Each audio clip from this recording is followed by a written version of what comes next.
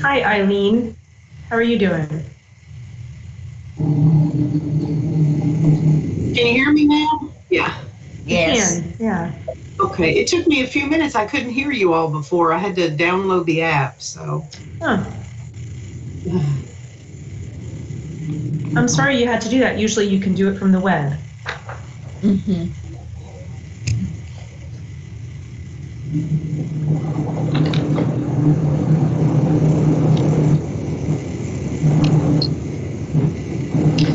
I am going to mute everybody just to make it quiet when we do get started, and you can just unmute yourself or hit your space bar to unmute when you do want to talk. So I'm not shushing you forever, just for now.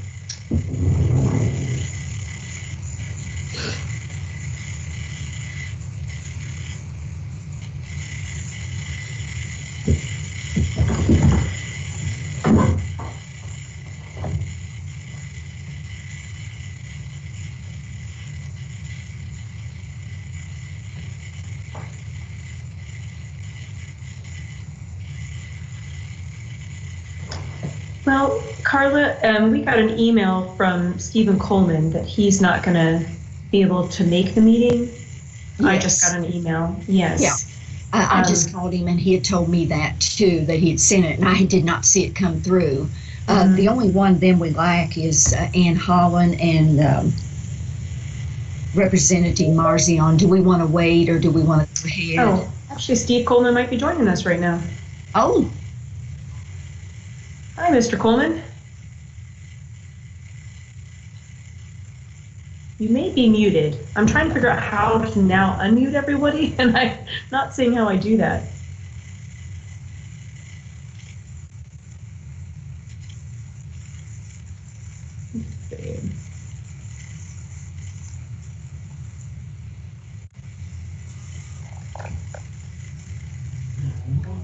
Okay. Hey, if you can hear me, I thought I'd sent an email earlier. We're having our national sales conference, and I'm up next here in a second. So I'll have you guys on this computer, and I'll have this thing going on the other computer. But if you guys go ahead and just run through it, and because I'm not quite sure when I'm up, and so I'm here, but I'm not here.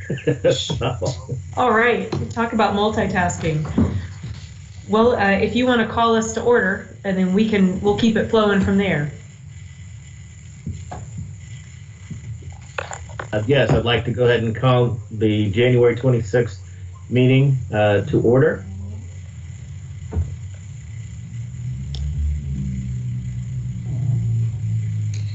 We do have a quorum at this meeting, and also the press has been notified.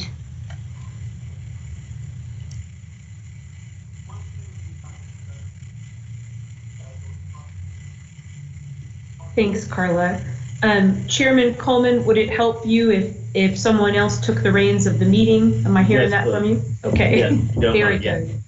And Carla, in that case, when Chair Coleman is not leading, who do we usually have take the reins in his place? Kathy is the vice chair. Kathy Bigglestalker. So Kathy, if I help you along, will you be willing to lead this with us? Yeah. And Kathy, you're on mute if you are trying to talk. You'll have to help me along here. Okay, I'm unmuted now. You'll have to help me along here. No problem. The next thing that we have is to consider our minutes from October and January in 2020.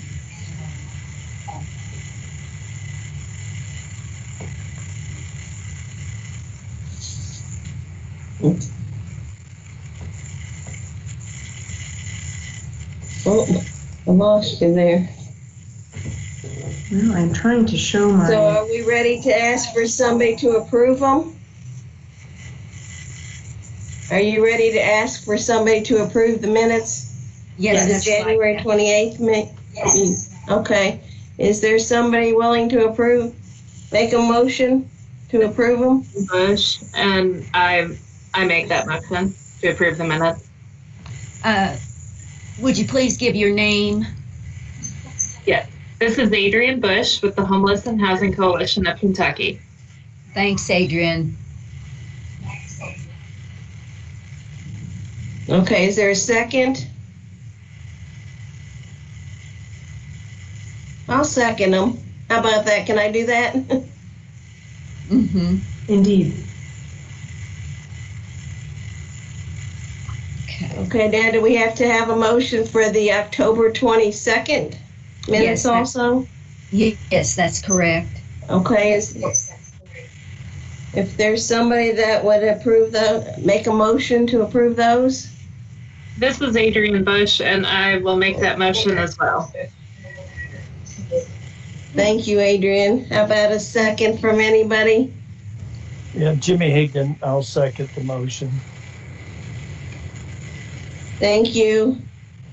So we have a motion to approve both of those minutes then? So moved, okay. What about introductions? How did you want to handle that? Well, I just thought it would be nice. It's been a year since we have all met, and we have a new executive director. I thought it would be nice to let him introduce himself first, and then maybe we could just go around and let everyone say who they are, since it's so awkward to be meeting like this anyway, and we haven't seen each other in a year. Okay. Good morning. Wendy, would you like for me to go ahead and make my own introduction? Okay.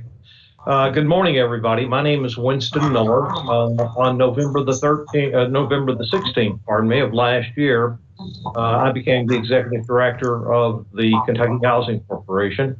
I'm extremely excited about this opportunity and to be engaged in the wonderful mission that the Kentucky Housing Corporation is engaged in, and to work with the great staff that the Kentucky Housing Corporation has. I've been extremely impressed with the quality of all of the staff at Kentucky Housing, both the deputies and from top to bottom.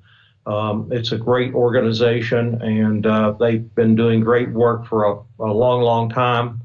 I hope to be able to contribute by supporting their great efforts, and hopefully along the way bringing an idea or two to the forefront. Thank to each of you all for agreeing to serve on this advisory committee. We really do appreciate your service, and I know Wendy's been doing a great job of sort of guiding this group with the activities of the Kentucky Housing Corporation and keeping you all informed of the activities that we've been involved in. I know this past year has been difficult for us all because of the pandemic and the impairment of our ability to communicate in person. And I think that's going to continue for a while, unfortunately. And hopefully we'll be able to convene virtually during at least the portion of this year that we're unable to convene in person with each other.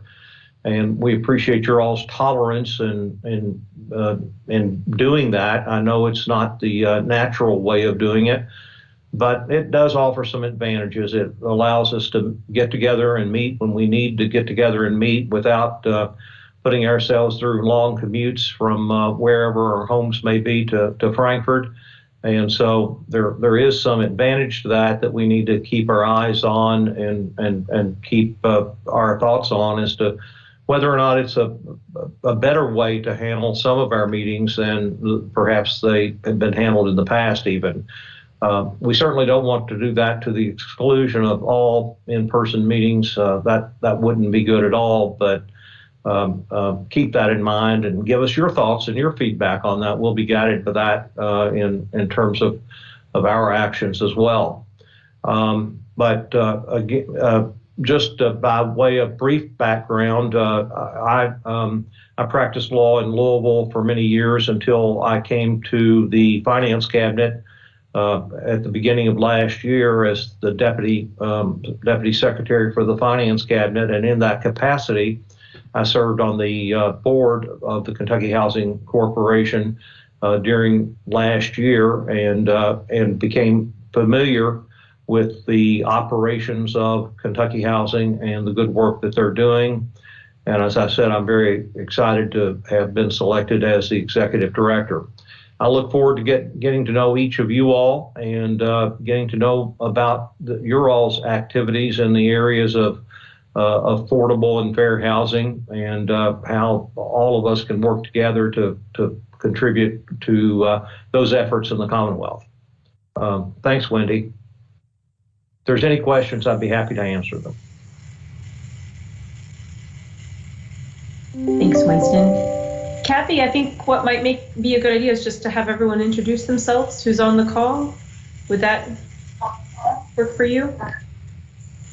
You can go first. You're muted right now. Muted. Well, unmute. How about now? Can you hear me? You're good, yeah. Okay. I'm Kathy Fingelstaller. I'm the proxy for our Commissioner Dennis Keene at the Department for Local Government. Happy to be here. Very good. I have the list of participants alphabetically. I'll just go down that. So Abdul Muhammad, if you would introduce yourself.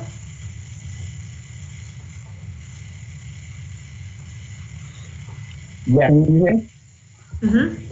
Mm-hmm. Okay, thank you. This is Abdul Muhammad. I am a lender. I am the Senior Vice President of Residential Lending for West Banco Bank in the state of Kentucky and Indiana. I'm glad to be on the call. Thanks. Adrian?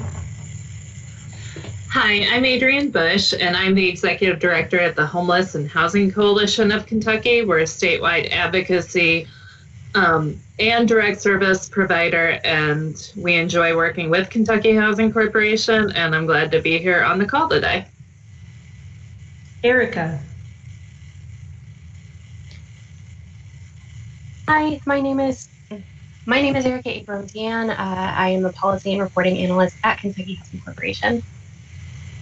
And Jennifer Smith. Hello, I'm Jennifer Smith. I'm with KC ELC Community Action Partnership, and I'm the Vice President, Chief Operating Officer. Thanks for letting us see your face while you introduce yourself. Appreciate it. John Davidson. Hi, I'm John Davidson with Kentucky Housing Corporation. I'm the Managing Director of Corporate Planning and Accountability. Good to be with you all today. John's department provides a lot of the data that we report to you all, so it's important that he's here. Kendrick.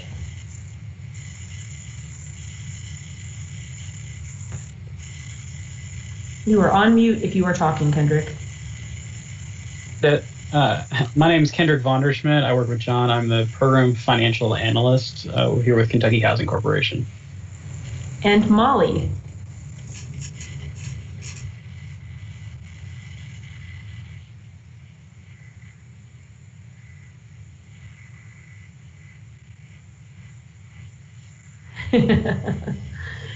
And Rebecca.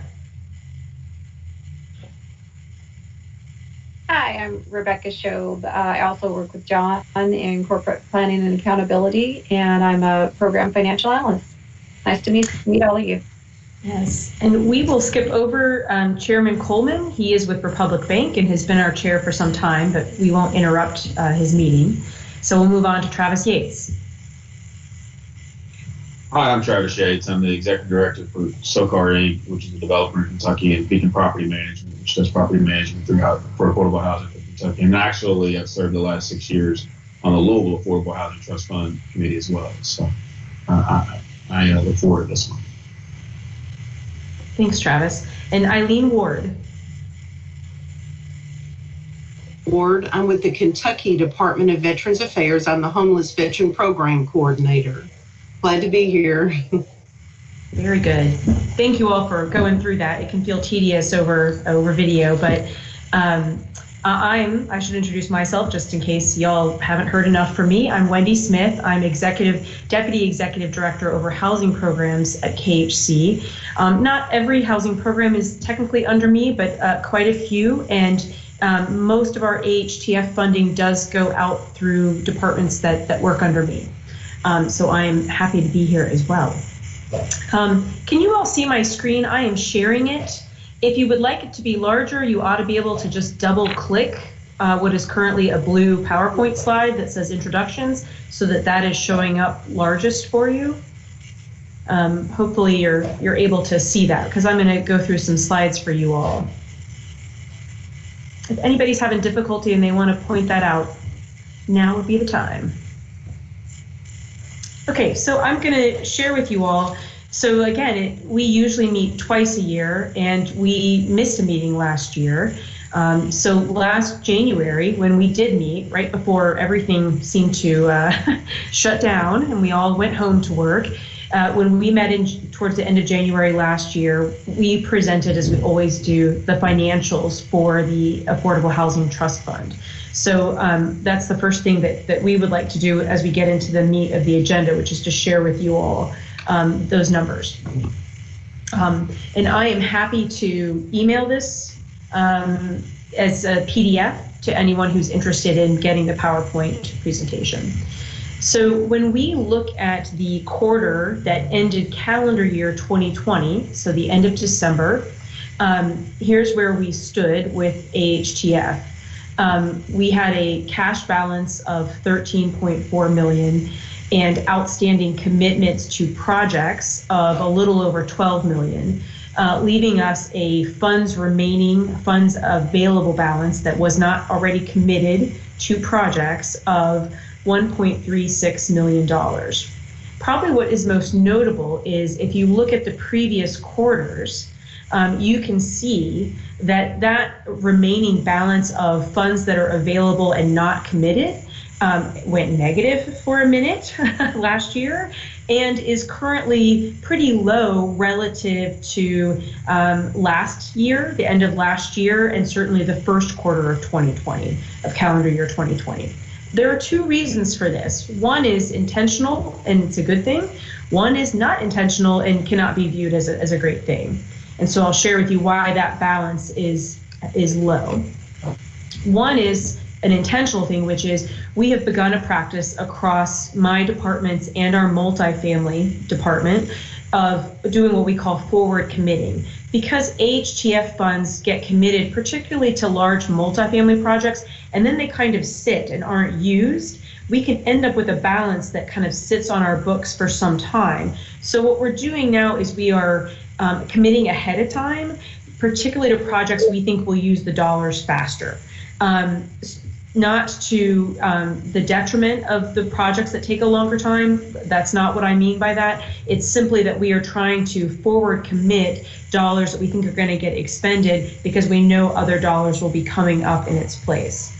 Now, the unintentional reason for the balance going negative for a quarter and still being low relative to past quarters is that because county clerks shut down for some time due to the pandemic, they weren't taking payments. And so then the fee that funds the AHTF was not being collected and then sent up to the state.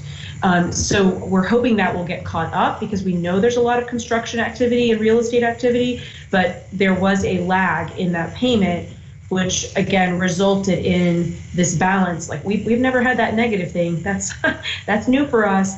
It doesn't mean we had to defund any projects or anything like that. And in the long run, it is our aim for this available amount to remain lower than typical, because we want to be getting the dollars out the door to partners and getting them committed, not as soon as they come into our coffers, but shortly thereafter.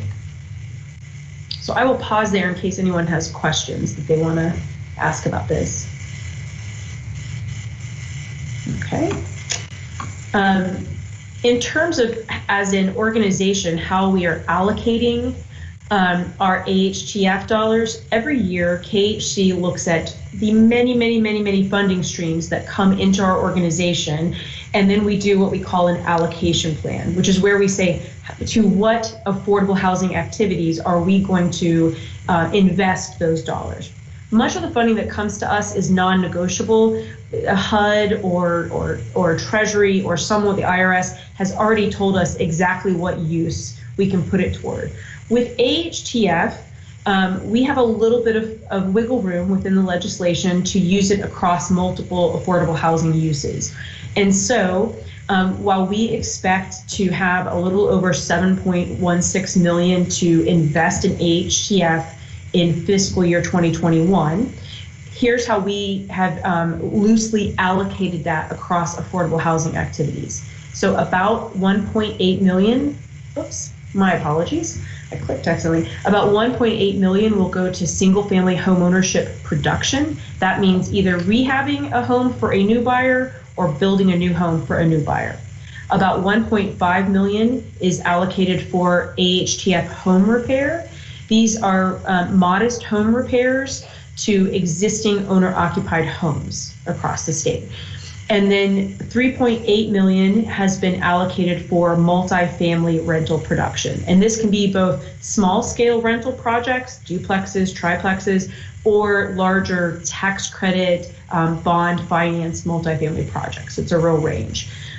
So again, those are the three uses to which we intend to invest AHTF funds this fiscal year and every fiscal year. Any questions about that before I move on? Wendy, this is Adrienne Bush, and can you talk a little bit about KHC's thought process in changing the allocations from FY20 to FY21, specifically the multifamily rental production going up quite a bit? Yeah, I can. So some of this is about how much volume we are seeing in multifamily production, and not just, so we have three ways that we fund multifamily production. One is very small scale, affordable rental development, and that is usually nonprofit driven, duplexes, triplexes, that kind of stuff. And I'll show you an example of that in a minute. So that's one. The second is our 9% low-income housing tax credits that sometimes seek assistance.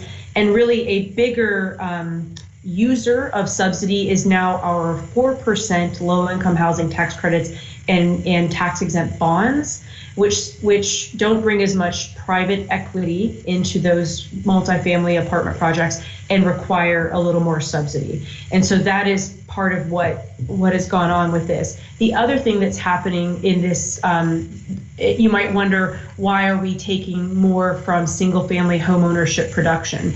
And the rationale with that is we are ahead of our partners in getting those dollars allocated and committed to projects. And so they are not even burning through last year's allocation of funds. And these dollars will actually get allocated in February or March. And so they will have last year's funding and this new funding to keep their pipeline going. And we'll be able to bring in another funding round probably before they're even done with these dollars. So we kind of feel like we're in a good position of being ahead of our single family partners and keeping them flowing with dollars to keep projects going.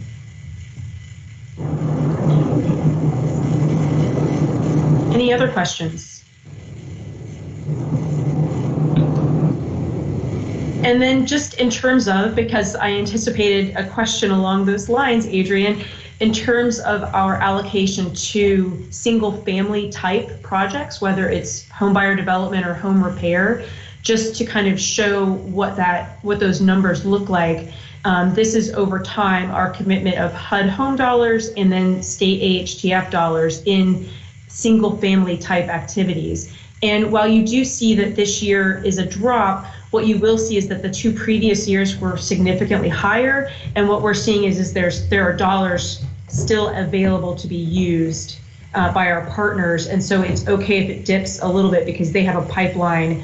And as long as we're willing to extend their timelines, they're not going to they're not going to lose any of those earlier year dollars.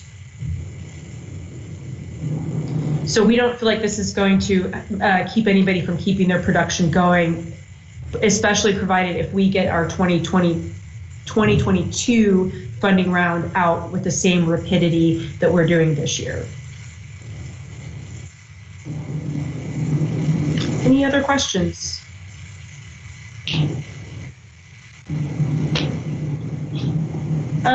Well, I will pause there because the next thing was I was going to share some updates with you all, but I kind of feel like, Adrian, you all have had some activity in the AHTF realm as advocates that I feel like is meaningful and is worth giving you some time for. Okay, I'm happy to do that. Back in December, the Kentucky County Clerks Association had reached out to me wanting us to provide some training to their clerks on the Affordable Housing Trust Fund and how it works and how it gets deployed. And so anyway, we kind of threw together this presentation in January. It was actually just last week. It feels like it was about 3 weeks ago, but it was last week. And it was, I think it spurred some really good conversations in some predictable ways and some unpredictable ways. And so first I want to thank John Davidson for presenting on behalf of Kentucky Housing Corporation and really explaining the allocation process and really providing some transparency around that. One thing that I forget, because I, live in the housing world, is not everybody does. And so it has been some time since we have worked with the county clerks, and in the meantime, they've had a steady cycle of elections. And so there are some new clerks on board. And so it was good to have John there to explain KHC's role in being a steward of these funds. And then we also took the opportunity to do a little bit of advocacy on our side of the presentation on, how are these funds being used? Here are some before-after pictures in some of the counties where you live, county clerks. And these are how the funds get recycled and reinvested into your communities. And we had presenters from People's Self-Help Housing in Vanceburg and, Partnership Housing in Owsley County, and then Homes in Letcher County. And they talked about both how they use it for the home repair program, but they also use it for small rental projects, which is really important in Eastern Kentucky. And then, of course, single family home ownership.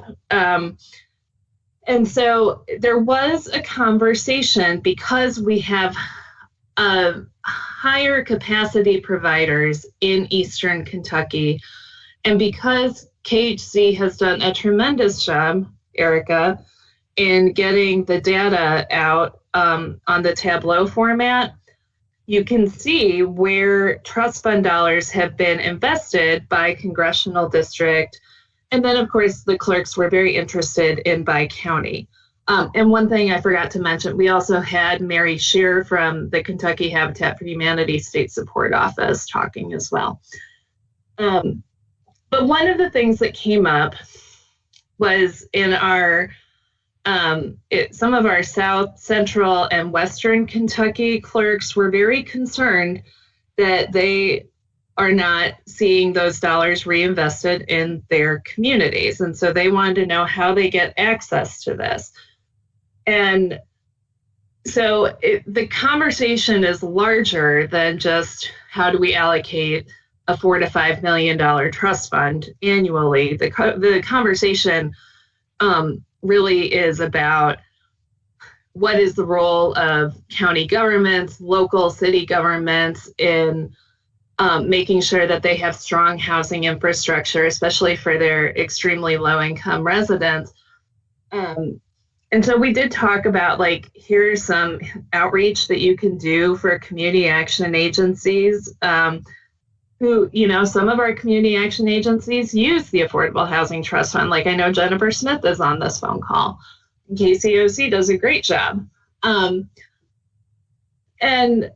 also, our goal as advocates is not to make this fund so competitive that nobody can access it. Like, I personally would love to see trust fund dollars invested in all 120 counties. But I also recognize, like, we need to make sure folks know about it so that they can compete. But also, like, $4 to $5 million annually to go across 120 counties is not a lot. It sounds like a lot, but if you're talking about a minimum investment in each unit of at least $7,500, that goes really quickly. So, and it was funny because one of the county clerks said, well, you need to do a public relations campaign. And I said, yeah, I know, on a lot of things.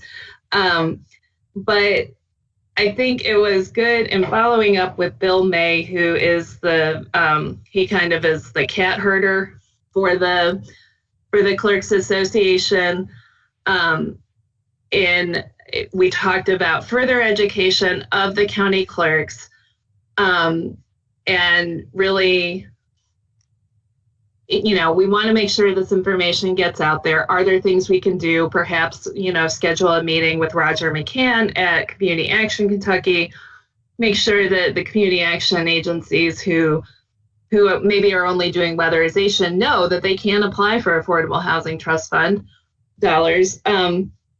But also the clerk's chief, he's the president, who is out of Mount Sterling, expressed a willingness on the advocacy side to iron out some fee schedule changes, because the county clerk's fee schedule was last updated in the 2019 regular session, but the Affordable Housing Trust Fund portion, which is $6 per transaction, remained the same. But he expressed some willingness to work with us to see if we can't change that, maybe also explore some other sources of funding. But that was the first time in a very long time that I have heard that willingness. So that is an update. I'm happy to answer any questions about that and any conversation you want to have about balancing outreach versus growing the overall pot. Adrienne, thank you very much. I will pause there in case anyone does want to ask you a question.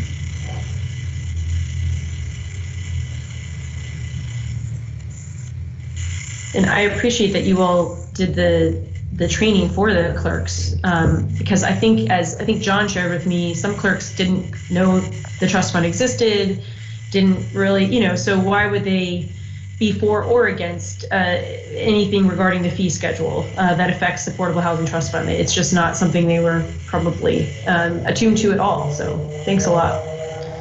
So I'm sharing my screen again. Hopefully y'all can see it again. And again, double click it if it's too small so it can be bigger for you. I thought I would share with you all a couple of KHC updates. I'll try to keep them tailored to AHTF, but I will skew a little bit just into some general COVID-19 stuff that I want you to know about.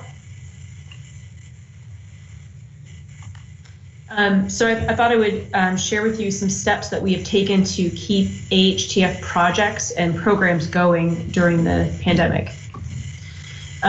One of the first things we did, and this was in response to FAHI members, so a lot of our nonprofit members that are active in Eastern Kentucky raised the issue that they were seeing escalating construction costs.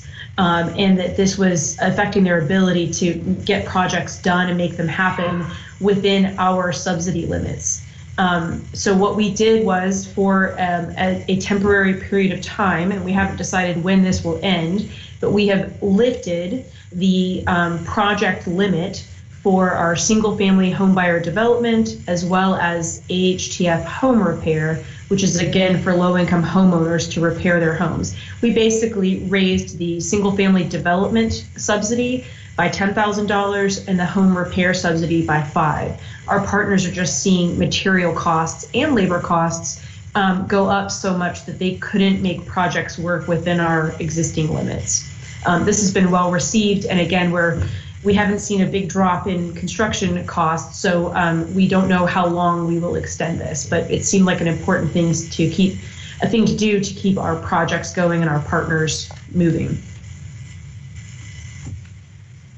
The other thing that we're doing is we're doing right now 3 concurrent funding rounds that involve AHTF as well as other funds. And they're for the 3 activities that we fund with AHTF. So home repair, the development of single-family homes for home buyers, and then small-scale rental development, multifamily development. We're doing these all at the same time in the hopes of optimizing how we use AHTF and other dollars across all 3 uses. Here's an example. There's a nonprofit that has expressed to us that they would really prefer to do multifamily development, but if we're not going to fund it, they would apply for single-family development with AHTF. And so we wanted to open them at the same time to give them the ability to kind of say, what do they prefer funding for? What would they prioritize? So that maybe if we can only fund 2 of the 3 activities with one nonprofit, we can give them a say in that, of what they're more capable of doing and is more of a need in their community. So this is a partnership between my departments and KHC's multifamily programs, again, to try to optimize the use of the dollars that are available at any given time. The applications went out in mid-November. They were due the middle of this month, and we plan on making awards at the end of February. That's an approximate timeline because, again, we have 3 programs doing this process all at once. I also wanted to share with you all just a couple of example projects that were completed in the recent past with AHTF funding, so you guys could lay eyes on what are these dollars doing? Why am I doing this meeting twice a year? What's it for? So I thought it'd be good to see some visuals. This is a project that was in Vanceburg in Lewis County, done by People's Self-Help Housing. It was a home repair, and that program, until recently, the limit was $15,000 to make sure that the home was habitable when the work was done.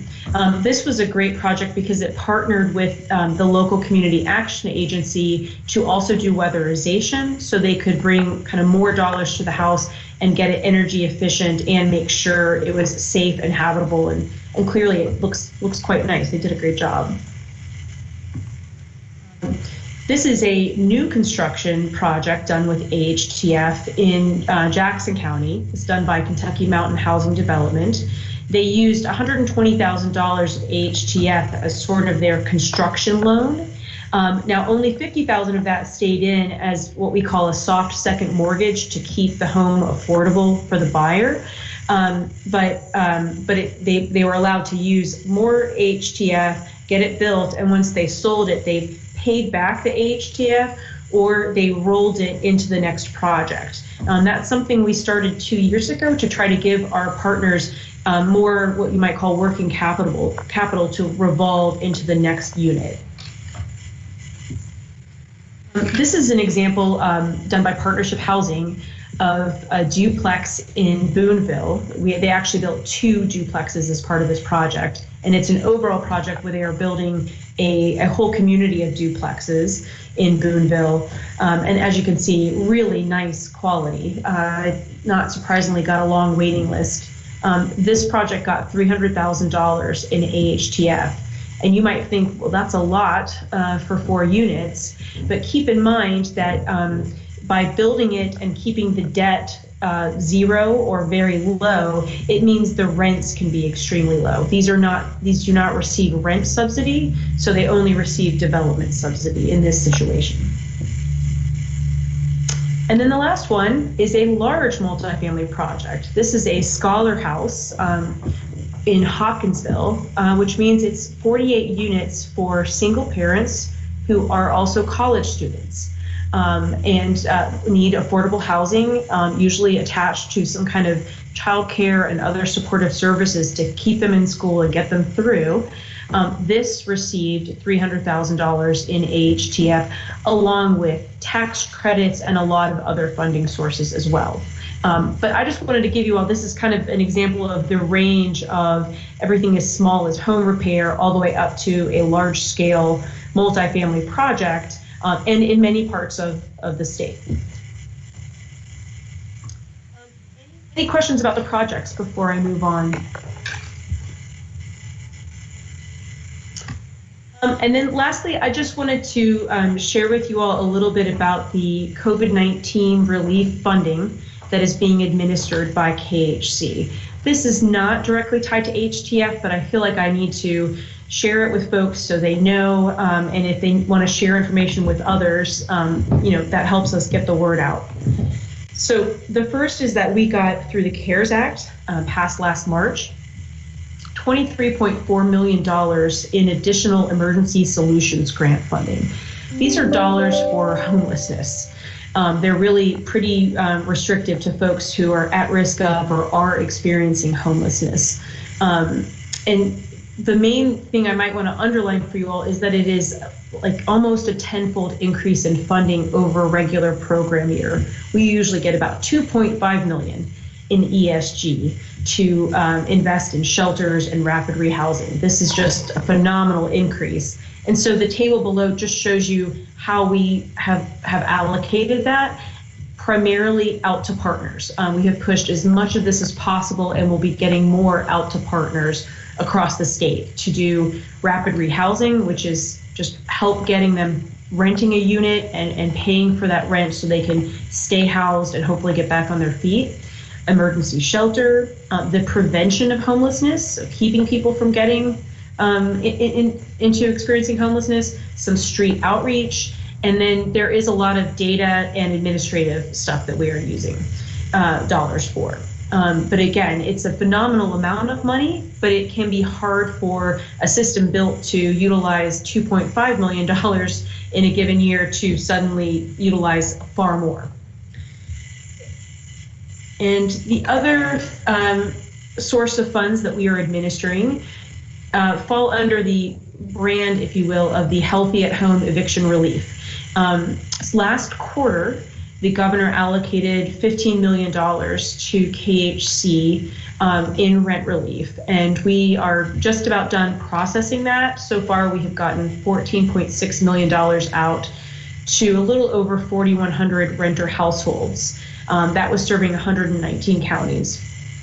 Another $297 million, I will pause there, $297 million in rent assistance is coming to the state of Kentucky. And it is coming, some will be administered by KHC, some by Louisville Metro government, and some by Lexington Fayette Urban County government. We three are meeting every week to try to have a coordinated program design and maybe even marketing effort. If you have signed up for KHC's eGrams, that is how we will get the word out.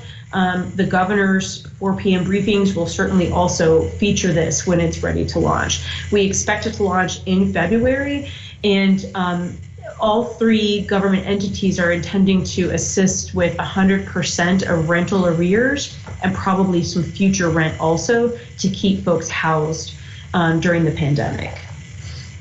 So that's if you work with folks who might be at risk, like it's worth paying attention to that. And then also, I just wanted to mention that the CDC eviction moratorium is going to be extended. The CDC hasn't come out with a direct announcement on this. They have said they will extend it, but they have announced that plan to extend it to March 31st. The documentation has not come out yet, but we are hopeful for that, just to give us time to get folks assistance and make landlords whole before they proceed to eviction court. Again, I would just recommend that you sign up for our egrams. We send out information on this kind of stuff pretty regularly as it gets announced from the federal government or from the governor. And that is all of my announcements. Kathy, I will turn it back over to you.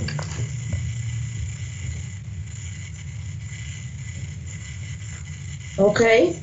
If anybody else has any other announcements that they'd like to make, we'll give you a minute to chime in.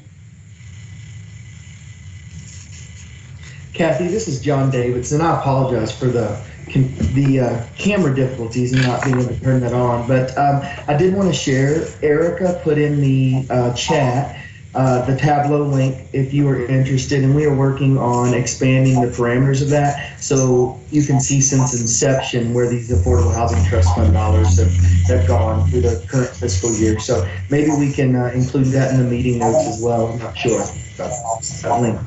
Thanks, John.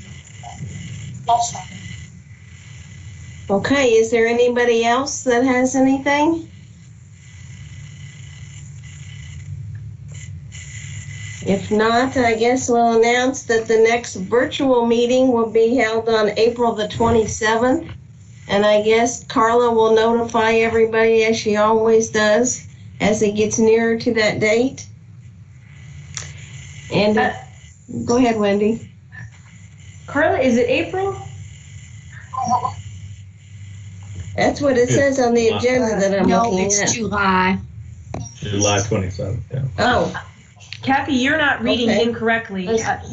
No, it is listed April. And I apologize. Okay, but it's July. Yes. That's okay. July 27th. Okay. Make note of that change. Sorry, Kathy. That'll teach you to serve on the spot for us. That's okay. If that's the worst that happens, we're in good shape, right? Yeah. Okay, if there's nothing else, I guess we're ready for a motion for adjournment. If anybody would like to make the motion. So moved. It's Abdul. Abdul. Okay, is there a second? This is Travis, I'll second. Thank you, Travis. Okay, if there's nothing else, then Wendy, do we have any? And are we ready to sign off? I think so. Thanks so much for filling in, Kathy. Really appreciate it. Oh, no problem. Thank you all, and have a good rest of the winter.